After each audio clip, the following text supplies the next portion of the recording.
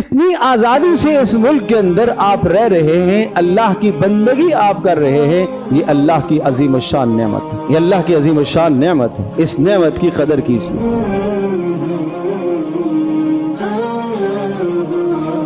आज जब 14 अगस्त का दिन आता है तो हमारे यहाँ खुशी का इजहार किस तरह से होता है।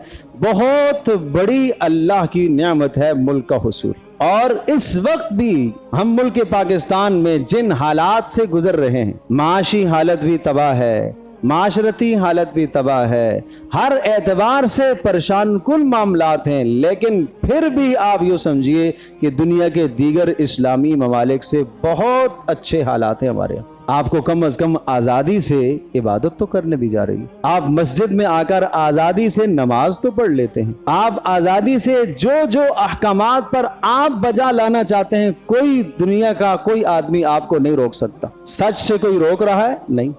तिलावत कुरान से कोई रोक रहा है? नहीं।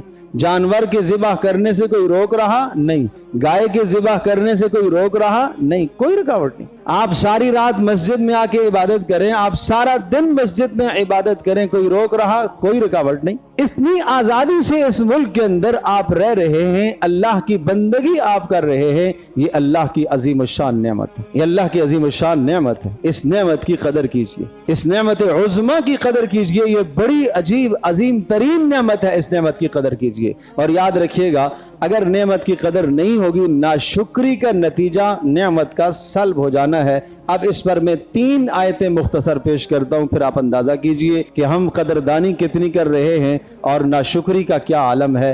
ज़ालिका बिअन्नल्लाह लम यकु मुग़य्यिरन निअमतन अनअमहा अला क़ौमिन हत्ता युग़य्यिरू मा बिअन्फुसिहिम। अल्लाह ने कानून बयान कर दिया कि जब मैं कोई नेमत किसी को दे देता हूँ तो अल्लाह करीम है। तो करीम ज़ात जब नेमत दे देती है, वो नेमत देने के बाद वापस नहीं लेता, लेकिन फरमाया जब इंसान नाशुक्री करके उस नेमत को खुद जवाल में बदल देता है तो फिर जवाल का नतीजा हमेशा नेमत का छिनना है। तो हमें याद रखना चाहिए कि अगर अल्लाह ने ये नेमत अता फरमाई, अगर इसकी कदर न की, इसकी नाशुक्री की, तो नाशुक्री के नतीजे में नेमत सल्ब हो जाएगी।